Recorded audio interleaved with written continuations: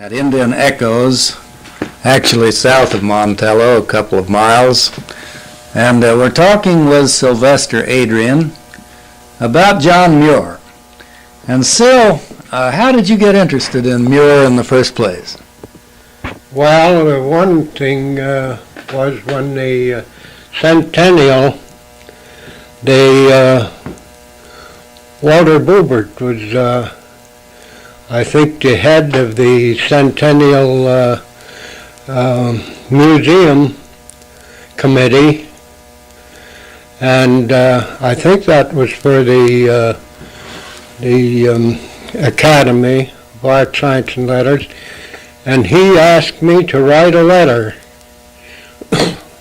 or a paper on a tavern in Muirland.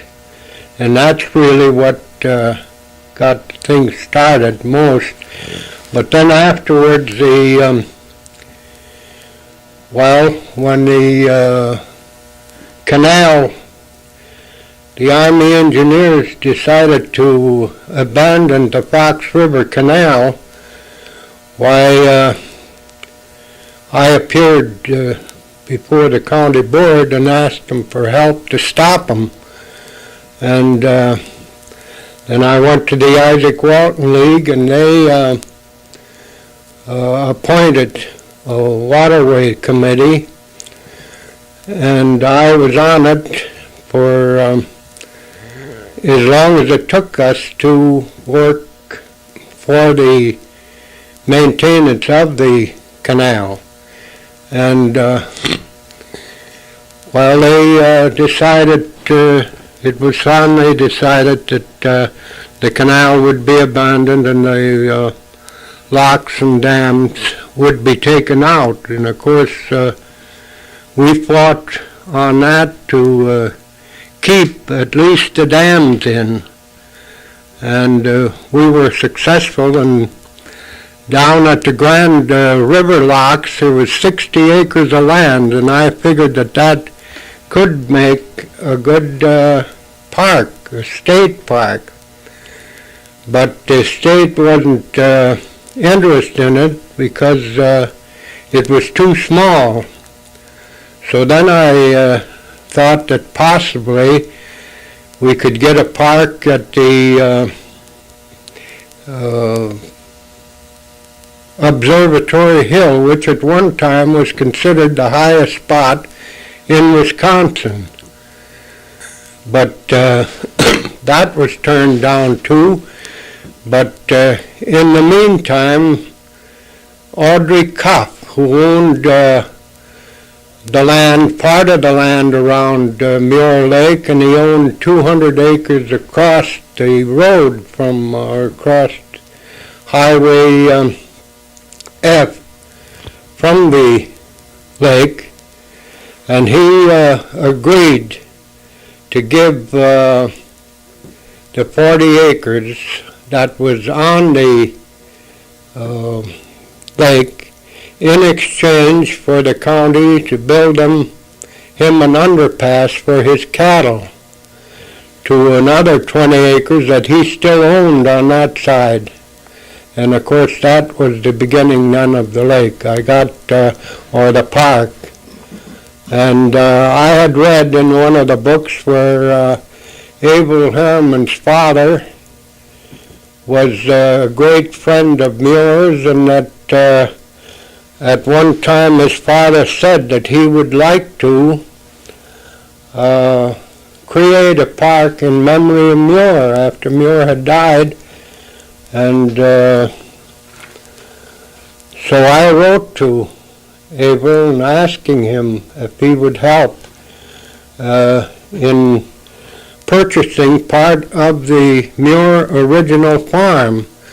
Well, he didn't answer my letters, but I found his brother's address through, he was the judge of the national dog shows.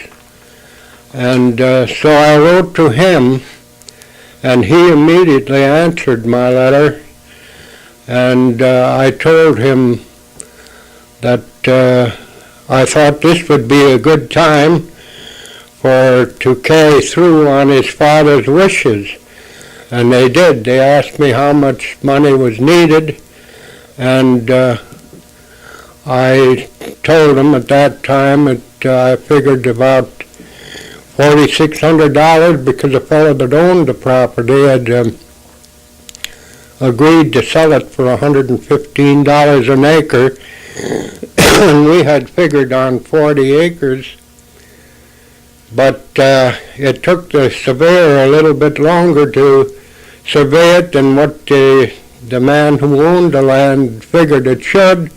So he turned it over to his lawyer, and they immediately changed the price from $115 an acre to $150.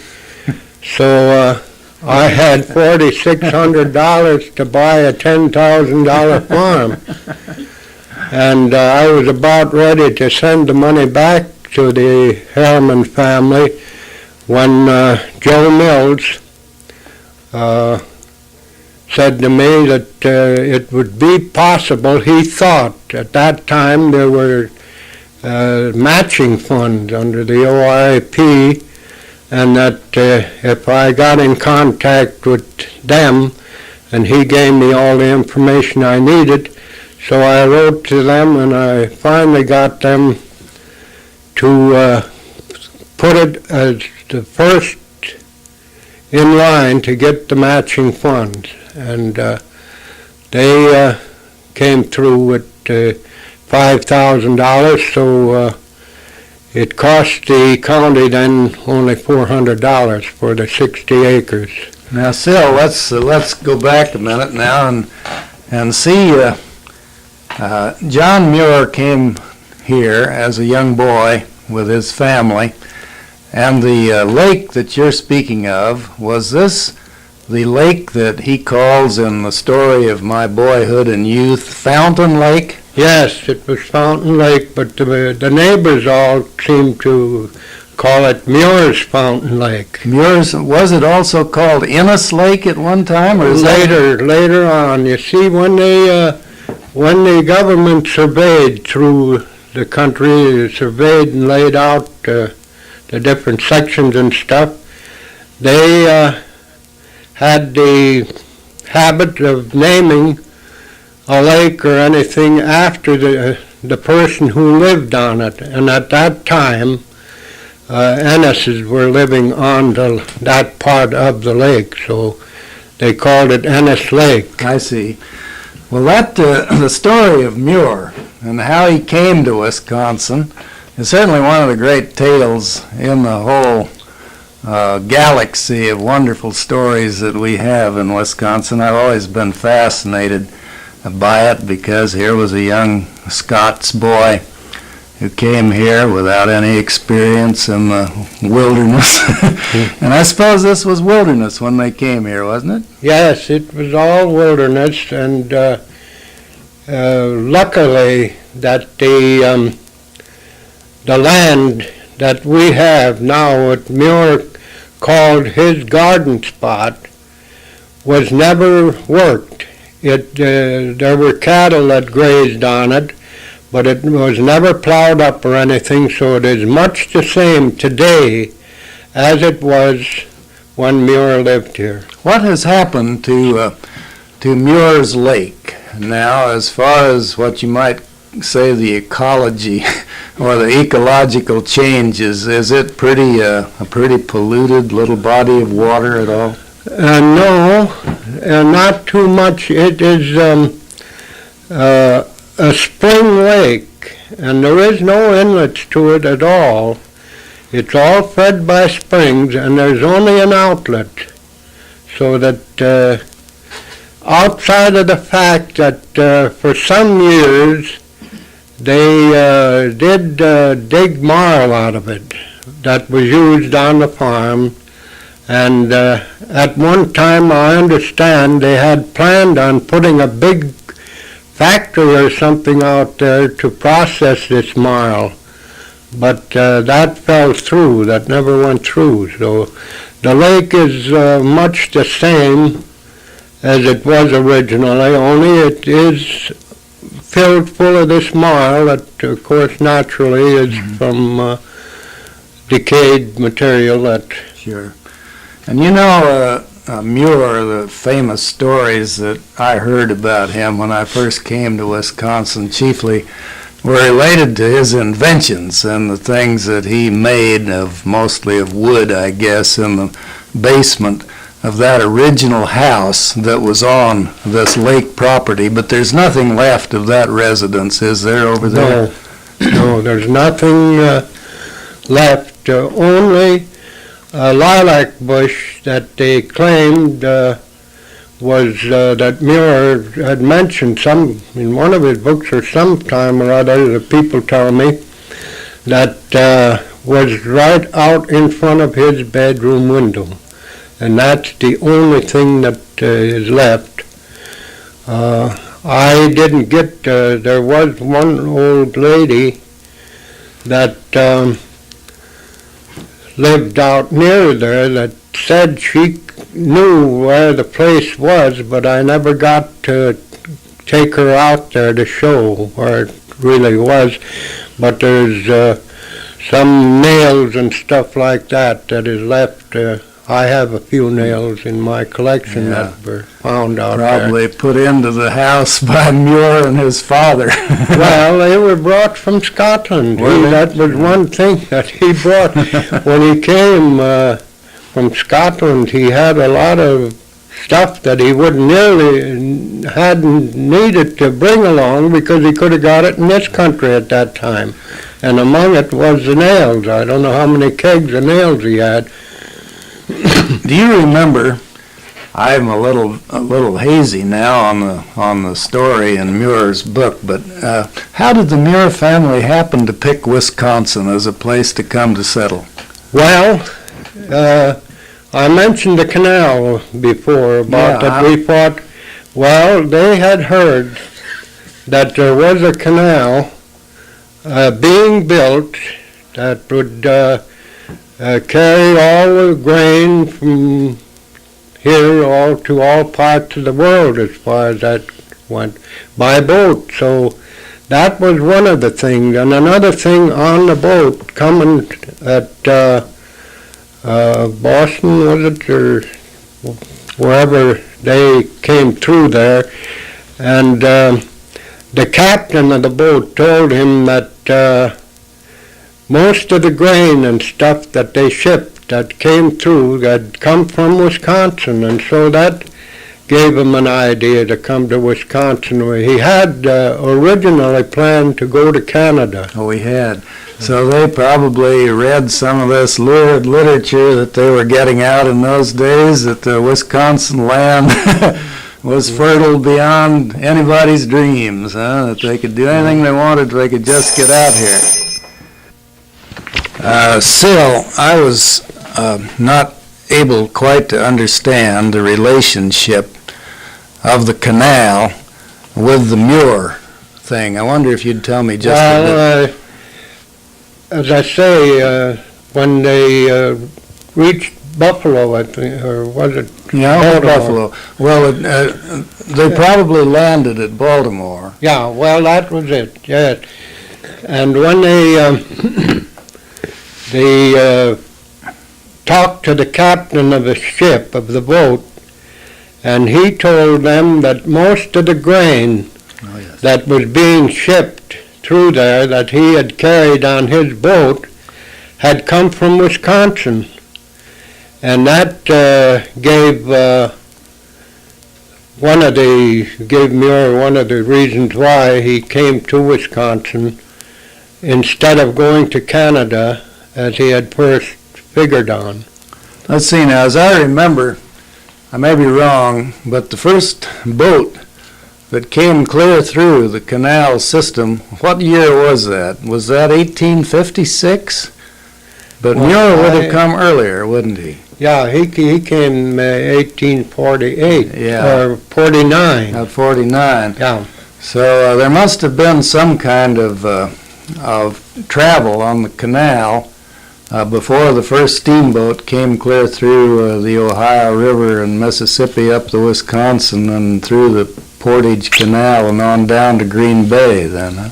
Well, I think there possibly was at certain times of the year when the water was high. Yeah. Undoubtedly there was. So they were shipping grain through there anyway. Yeah. Sure. Well, of course, at that time even they shipped it by, well, of course, it would be by boat.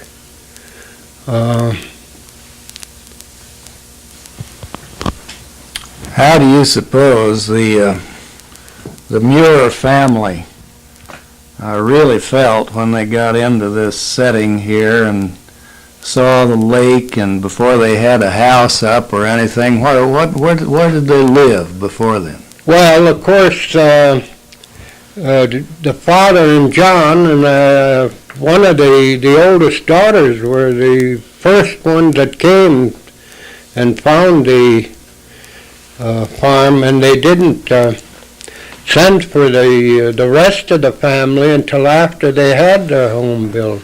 Yeah. But John, of course, it was paradise to him. He just couldn't get over it. He was so joyful about the fact that all the birds and the trees and the flowers and everything that Professor Elders, he botanized there in the last few years, and he has found 240 some different plants, I think, In that same location? in the same location, what Muir calls his garden spot. I might just refer to a paragraph or two in the Muir book in which he describes what they did when they actually arrived at the location. He said when Father returned, he told us that he'd found fine land for a farm in sunny open woods on the side of a lake, and that a team of 3 yoke of oxen with a big wagon was coming to haul us to Mr. Gray's place. Who was Mr. Gray? Do you happen to remember? Well, offhand, I just don't I guess know, he was only that he was well, he knew all the section lines and knew Sure. just where to look for a farm. He was sort of a local authority on where to settle and where not to settle. Well, then Muir goes on here. He says, we enjoyed the strange 10-mile ride through the woods very much, wondering how the great oxen could be so strong and wise and tame as to pull so heavy a load with no other harness than a chain and a crooked piece of wood on their necks, and how they could sway so obediently to the right and left, past roadside trees and stumps, when the driver said, haw, and gee. Haw means what? Right, And gee is left, yeah. At Mr. Gray's house, the father again left us for a few days to build a shanty on the quarter section he had selected 4 or 5 miles to the westward. In the meanwhile, we enjoyed our freedom as usual, wandering in the fields and meadows, looking at the trees and flowers, snakes and birds and squirrels.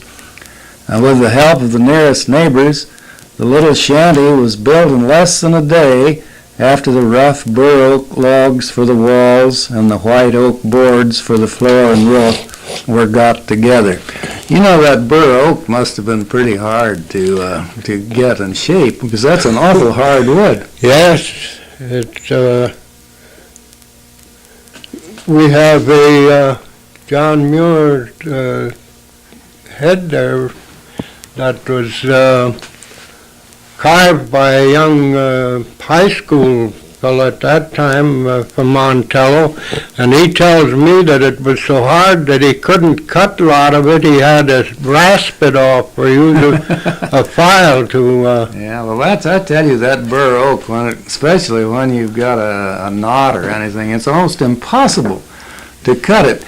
What kind of tools would they have had to have to cut down those bur oak trees and get the branches off of them and get them ready to put up as a log shanty?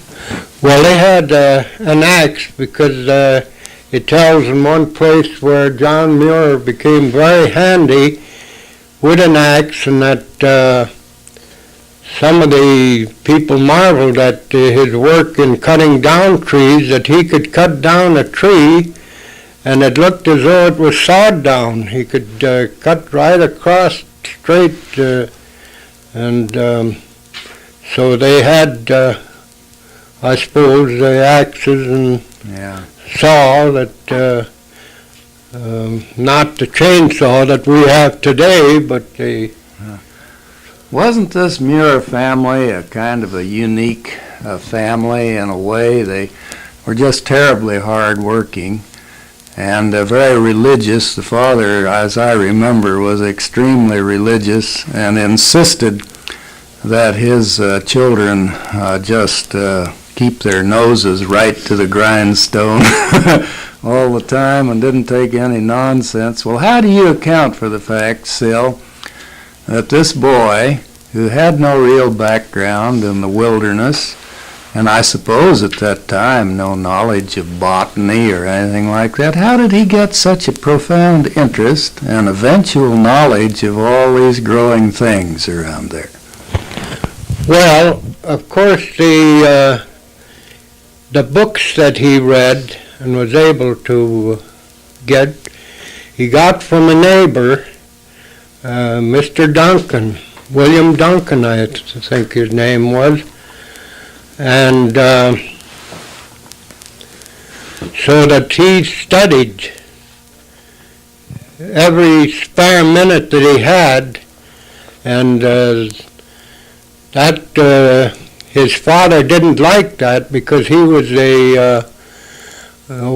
wanted him just to read the Bible, and everything else was foolish. It wasn't needed, the father felt. And of course, a good deal of the hard work was done by John and the other boys. The father didn't work too hard. He was too taken with his religion. So the boys had to do most of the real hard work. Did the older Muir, the father, did he ever relent from his hard point of view on these?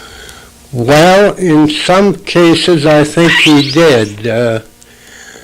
Through the urging of Mr. Duncan. Mr. Duncan took a good liking to John, and he kind of put the father straight on a few things that he felt he was treating the boys too rough. Yeah, who was Mr. Duncan? So? Well, he was a neighbor there that lived across, and as I said before, that he was the one where Muir got the books from.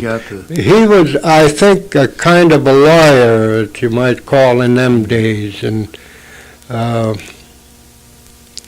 I was very foolish when the Duncan, the daughter, when she passed away, the man that bought the farm, he told me he had taken all of the stuff out and put it in the garage and told me that I could have it if I wanted it.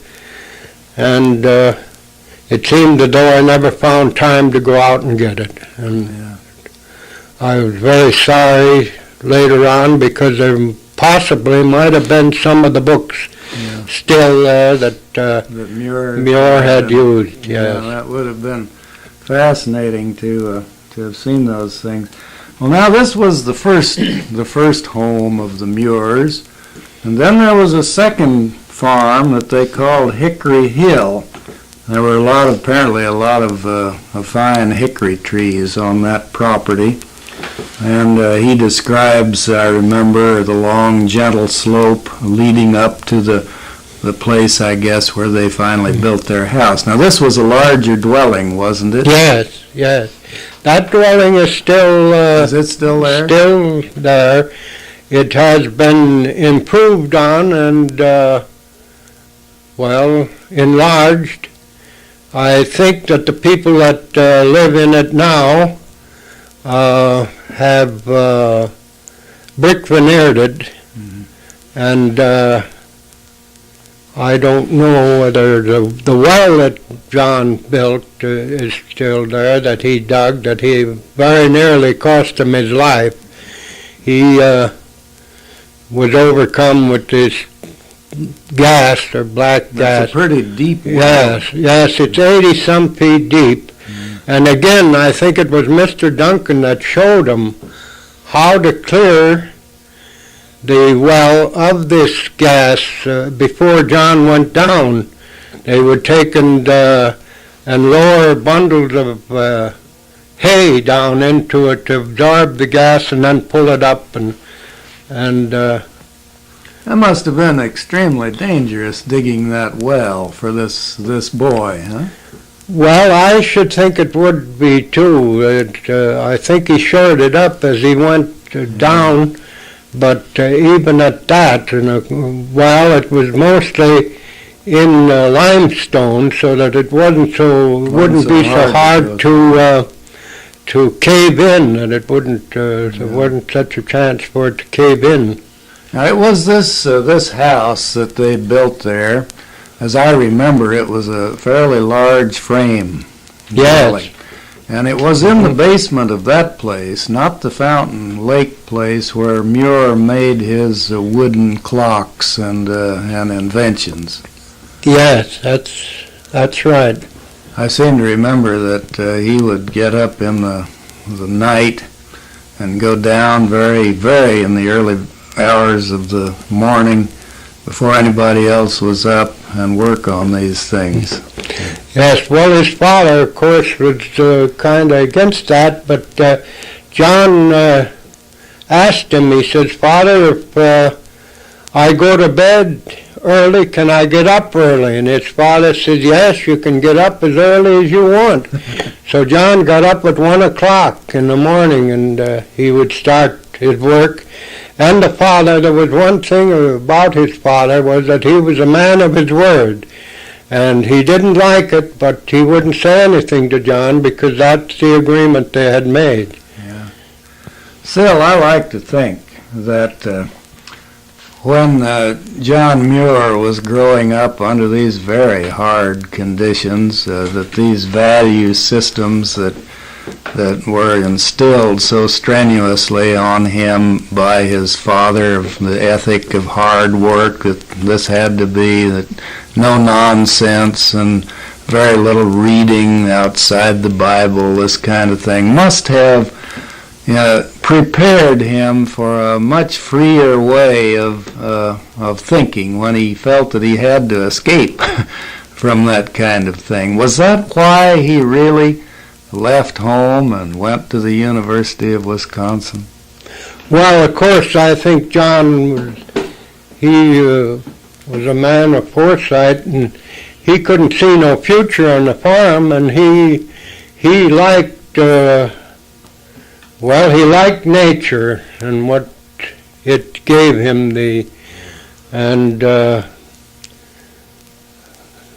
so that's how I think that he decided on traveling through the country. Of course, there's when he left the farm to go to the university, he hadn't any idea that he was going to the university. He had figured on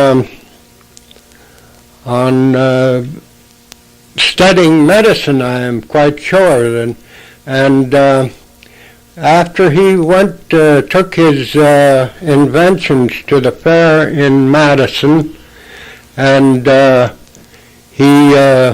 people, they thought that they were wonderful, and he was a big talk of the town at that time. And there was at that time a fellow by the name of Weir that had invented it was a forerunner, I think, of our snowmobiles, but that was a snowmobile boat. It was a big boat that could go on water in the summertime, and in the winter they could put skis under it, and it went on ice or snow. Was it propelled by steam, or what was it? Yes. I have a picture of it. I'll show you. Well, was Muir interested in that? Well, the thing was that Muir he talked Muir into helping him to go to Port de Chine and help him with the boat in exchange for lessons in mechanical drawing. Oh. And Muir thought that would be something that he'd probably need. He was a great mechanic. He was quite an inventor. He could have been as successful in invention as he was in nature, as far as that goes, because that's what he liked. We know that he had a lot of talent in that direction. But what was it that started him on this other thing of nature and all that exploration that took him to the Rocky Mountains and everywhere else? Well, of course, he was always interested in nature. Mechanics was a kind of a sideline to him, but the thing that got him started was the tree. I think they called it the locust tree on the campus in the university. What they call Muir Knoll now. Yeah. Well, there was a tree there. I've got part of it, the opener from it upstairs. And he was sitting under there, I think, and this tree, and one of the professors of botany at the university was sitting there, and they got one of the seeds off from the tree, fell down, and they picked it and they started talking about it, and this professor told him about how the locust belonged to the pea family and all that thing, and he said that was his first lesson in botany. Then, of course, what changed his mind from mechanics to botanizing was the fact that he was working in, he was, as it said, was a great inventor, and he was working in a plant. I don't remember whether it was up in Canada somewhere or Indianapolis, but anyhow, they made wheels, wagon wheels, and he changed some of the methods they had in making them, and some of his ideas were used up as long as wagons were used. But he was a kind of a millwright too. At the same time, they had him for a handyman, an efficiency man, and everything. And he was, I think it was lacing a belt or something, but anyhow, he was working with a file, and the file slipped and hit him in the eye, and he was blinded out of that eye, and finally hit both eyes. He's lost the sight, and I think it was a month or so he was laid up with that. So he said that he loved nature so well, and he loved what he seen, that he wasn't going to, when he got his eyesight back, he wasn't going to fool around anymore with mechanics, that he felt he would botanize. Did he recover fully? Yes, he got his eyesight all back again, and that's then when he started. They tried some of the plants that he had worked in. They tried even to encourage him to stay with them they offered him even part ownerships, but he said no. He loved nature so much that he didn't want to run the chance of losing his eyesight so that he couldn't enjoy what he'd seen. Well, just kind of winding up this part of the Muir family, the father became a kind of a traveling preacher in his old age, and left the farm, did he? Yes. Yeah. And the mother, she bought a home in Portage and lived there with her daughter. The daughters, Muir's sisters, did they all marry? Yes, they all married. One of them married, I think, McGalloway. I don't just remember it. I think it's just Galloway. Was it Galloway? I think it was just Yeah, it could be Galloway. And they lived here, and she is buried. The mother and this one oldest daughter are buried at Portage. They are. Well, it's a very interesting story how Muir left the University of Wisconsin. I remember his description in his book of leaving it and looking back as he got to the top of a hill and seeing his alma mater lying back there and remembering the wonderful experiences that he had had and having the world of nature opened up to him. And then I suppose from that point on he went on to really devote his life to nature. And no doubt what did happen to him when he became sure that this was the direction he wanted to go in? Well, his first adventure, I think, was a 1,000-mile walk to the Gulf, and he started from down in Indiana and walked to Florida, and he was stricken with malaria. And his original idea was to go to South America, but when he was stricken with this malaria, he come back and went to California instead. So that was the beginning. Then when he got off the boat in San Francisco, he asked for the nearest road to the woods, and so that's how he got. Well, you know, Sil, there are two or three things you always kind of think about John Muir. One is this saying that he is the father of the national park system, and that he was the real preserver of the great redwoods in California. Can you say anything about how he developed this interest in those great trees?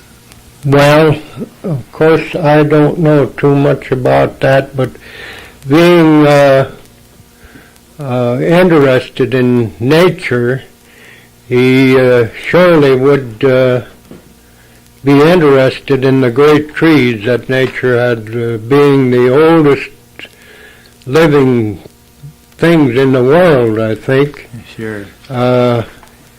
It certainly would interest him. Some of those great trees go back to the birth 4,000 years. Well, 4,000 years, that long, for goodness sake.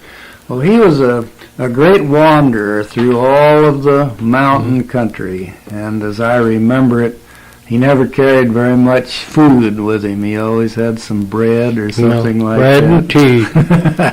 And he seemed to get along pretty good on Yes. that. And well, now what? How do they regard Muir in other parts of the world? For example, we consider him one of our great citizens, and I suppose folktale heroes here in Wisconsin. But how is he regarded back in Scotland, where he came from? Well, I didn't know until recently that they hadn't honored him any more than we were honoring him in Wisconsin.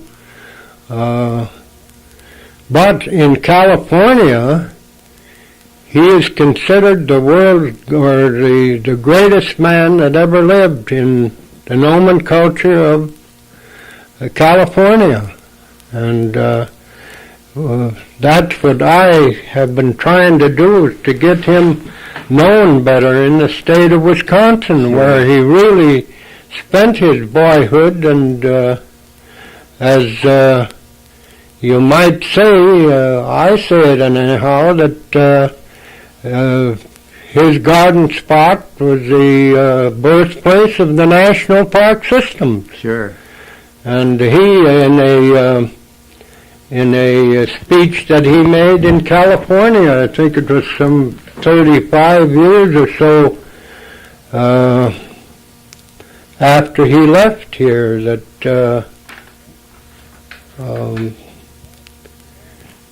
he often thought of that 40-acre garden spot, and he hated to leave it. And he wrote to his brother-in-law, who then owned the farm, that to keep it fenced and don't leave any cattle or hogs or anything grazed on it, and he would pay him anything that he wanted. While he didn't have the money at the time, and I feel that it was 100 years later that we were able to buy that land that he wanted to set aside. So, and it is practically the same as when he.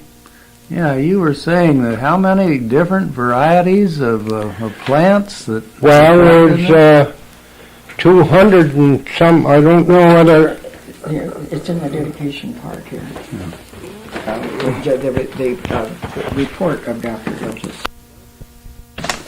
Mrs. Adrian, can you give us a little background on this visit that this man from Scotland made here? Mr. Tyndall is the man that made the visit here. How it came about was that last summer we had a family from Scotland visiting here, visiting Mr. Reef, who raises sheepdogs. And the man that was on the farm was from Scotland, and his family came to visit them.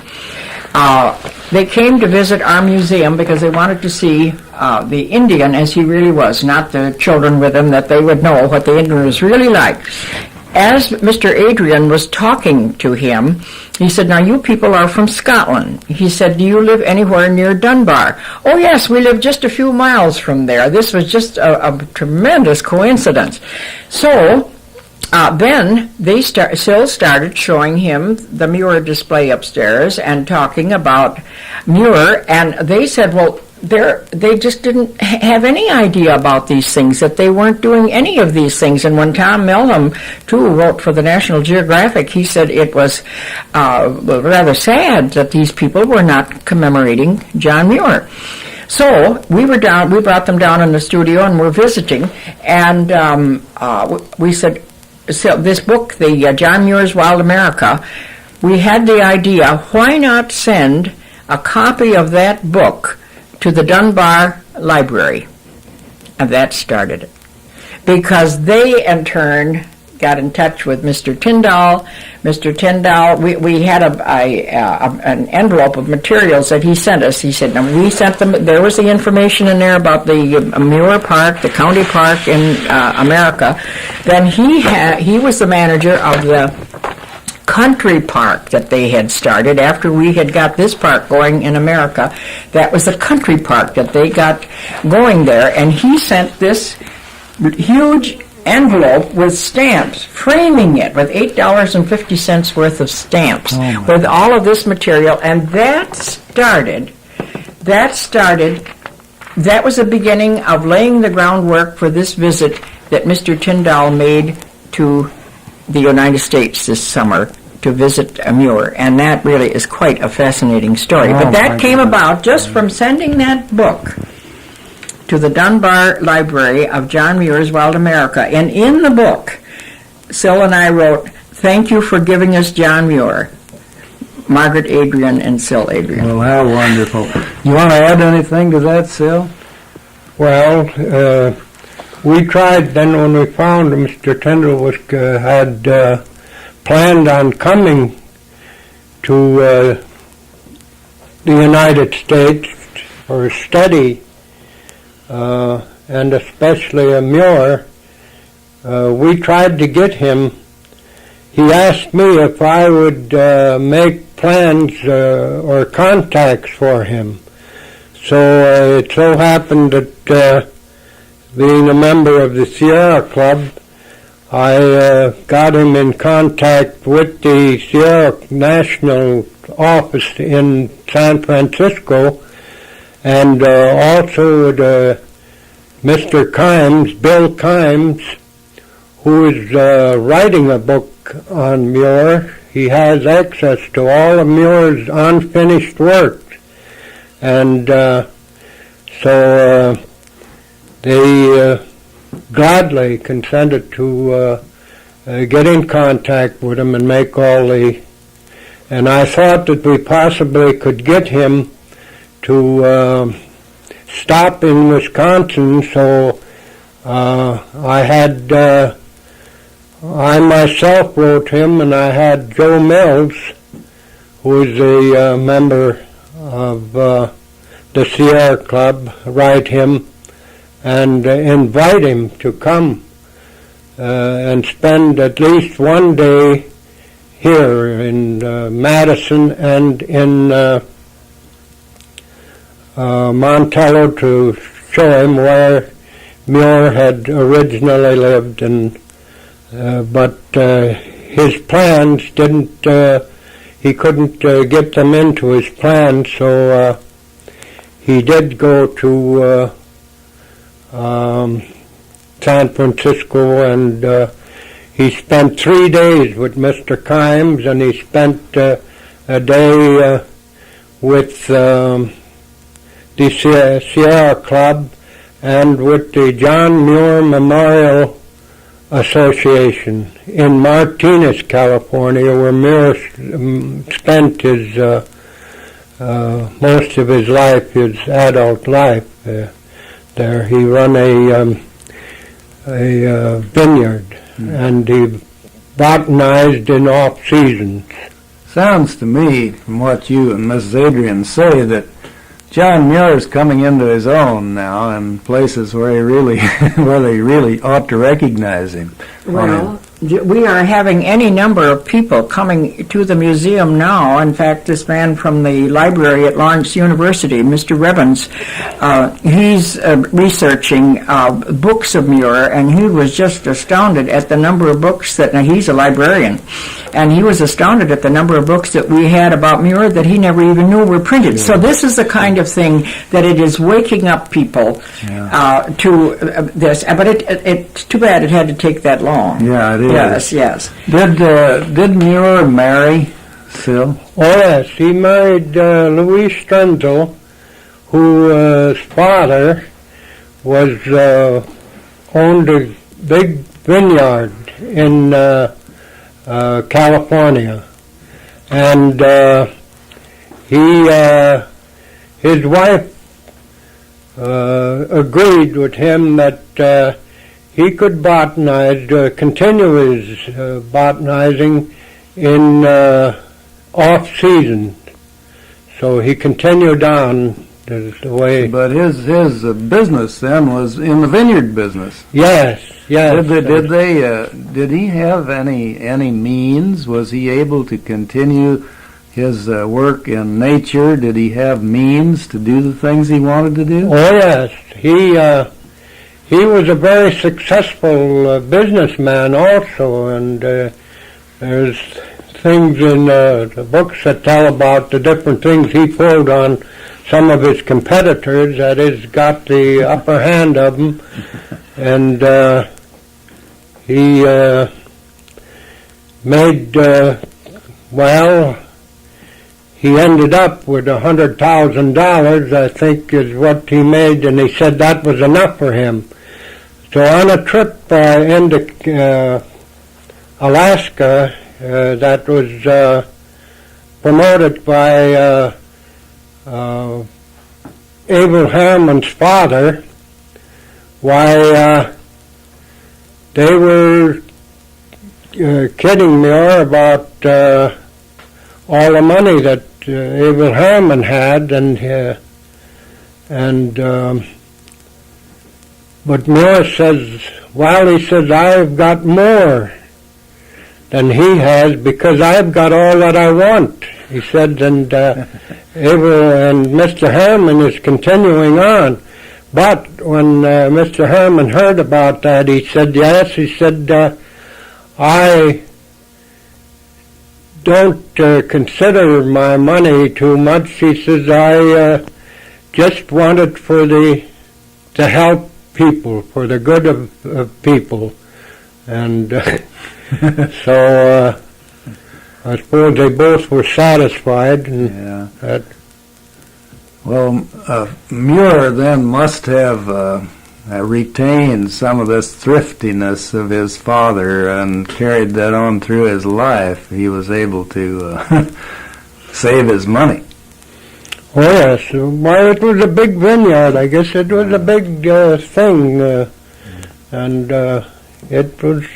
What has happened to that property now? Do you happen to know? Is it still in the family? Or? No. Just the home is A national monument. a national monument to Muir, but the rest of the